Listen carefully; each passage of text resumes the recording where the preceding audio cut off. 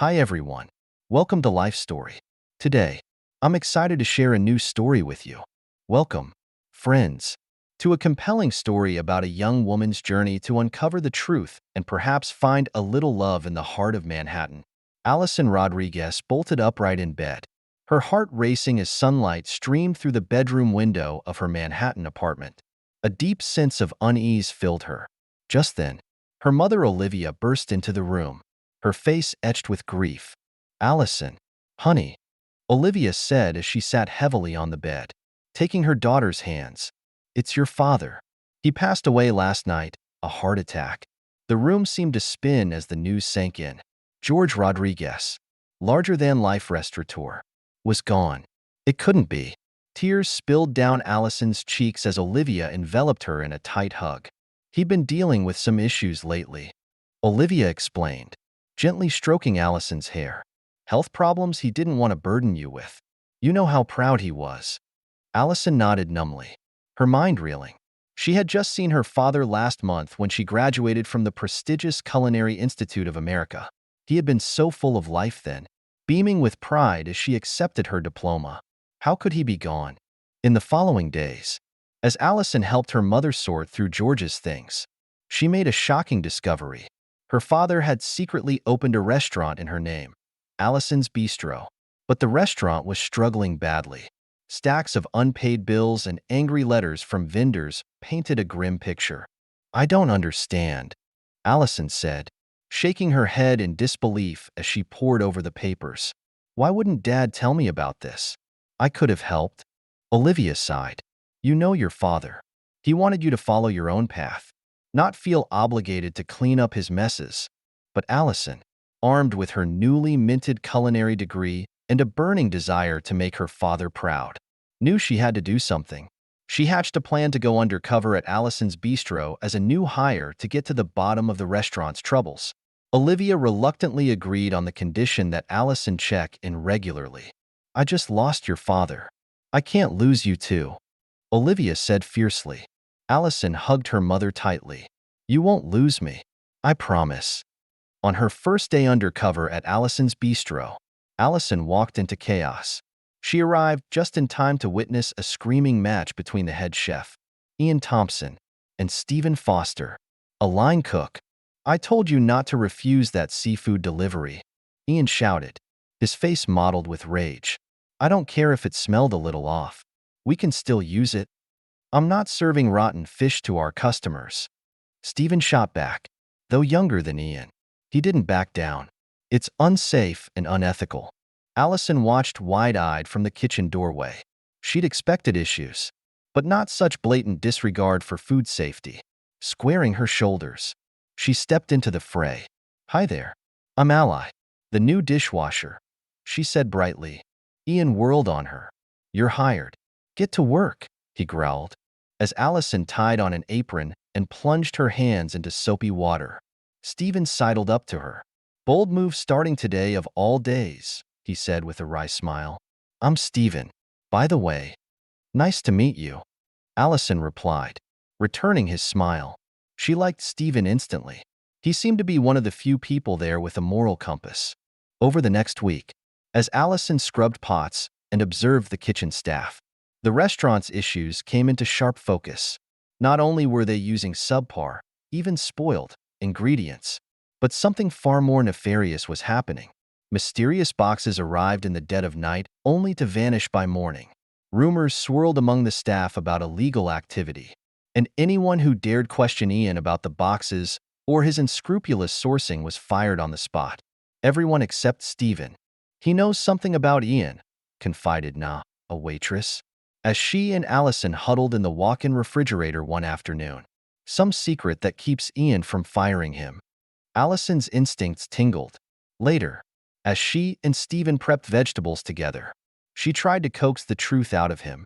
"So, what's your secret?" she asked casually, keeping her eyes on the carrot she was chopping. "Why does Ian let you get away with standing up to him?"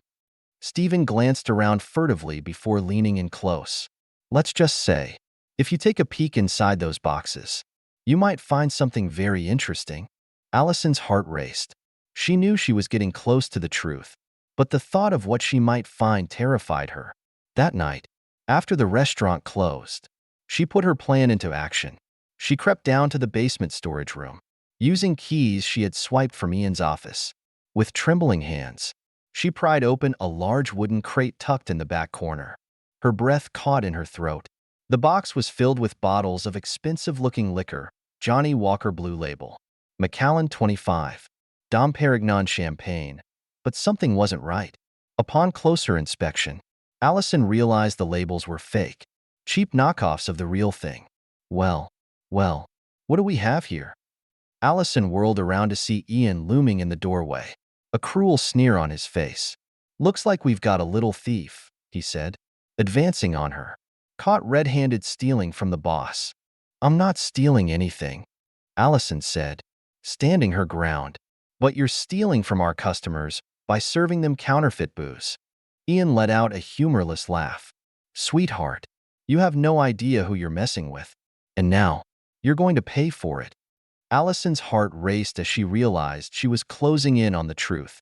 The thought of uncovering the restaurant's dark secrets both terrified and motivated her. Determined, she waited until the restaurant closed for the night before sneaking down to the basement storage room. Using the keys she had swiped from Ian's office, she approached a large wooden crate tucked into a shadowy corner. With trembling hands, she pried it open. Her breath caught in her throat.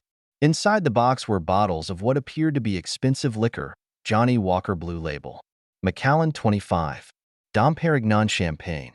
But as she looked closer, her stomach sank. The labels were fake, cheap knockoffs meant to deceive. Well, what do we have here? Allison spun around to see Ian looming in the doorway, his face twisted into a cruel sneer. "Looks like we've got a little thief," he said, stepping closer. "Caught red-handed stealing from the boss." "I'm not stealing anything," Allison shot back, her voice steady despite her fear. "But you are, stealing from our customers by selling them counterfeit booze." Ian let out a humorless laugh. "Sweetheart, you have no idea who you're messing with. And now, you're going to pay for it." Before Allison could react, Ian grabbed her roughly by the arm and dragged her upstairs, ignoring her protests. The restaurant was eerily quiet, but that silence was shattered as the front doors burst open, and police officers stormed in. To Allison's horror, they slapped handcuffs on her wrists. Ian stood smugly, spinning a false tale. "She's been stealing money from the register for weeks," Ian told the officers, his voice laced with mock indignation. "Probably to feed a drug habit, I'd imagine." "That's a lie," Allison cried, her voice breaking. But it was too late. She was shoved into the back of a squad car and whisked away to the police station, her mind reeling. How had everything gone so wrong? She had only wanted to save her father's restaurant, but now she was the one behind bars. Sitting alone in a holding cell, Allison's thoughts spiraled. She prayed her mother would forgive her for the reckless choices that had landed her here. Just then, the clang of the cell door pulled her from her despair. Olivia swept into the room, her eyes blazing with equal parts worry and fury. "Oh, my baby," Olivia murmured, pulling Allison into a fierce embrace. "What have you gotten yourself into?" "Mom, I'm so sorry," Allison choked out through her tears. "I was just trying to help. But Ian, he's up to something illegal. The restaurant is a front." Olivia's eyes hardened, a steely resolve overtaking her expression. "Don't you worry. I'll handle Ian." Marching over to the booking desk, Olivia fixed the sergeant with a piercing glare. "I want my daughter released now," she demanded, her voice sharp as a blade. "Or I'll have the district attorney crawling so far up this precincts as you'll be tasting subpoenas for a month." The sergeant paled, clearly recognizing Olivia Rodriguez as a force to be reckoned with. "Yes, ma'am," he stammered. "Give me just a moment to process her paperwork." An hour later, Allison stepped out of the police station, inhaling the crisp night air with a mixture of relief and determination. But she knew the ordeal wasn't over. She and her mother rode in grim silence back to Allison's bistro, ready to confront Ian and end his reign of terror once and for all. They found Ian in the manager's office, his face contorting with shock and rage as they barged in. "What the hell are you doing here?" he snarled at Allison. "I thought I had you arrested." "Well, you thought wrong," Allison said coldly. "Seems the cops were more interested in your little counterfeiting scheme once I clued them in." Ian lunged toward her, but Olivia stepped between them with the ferocity of a mama bear.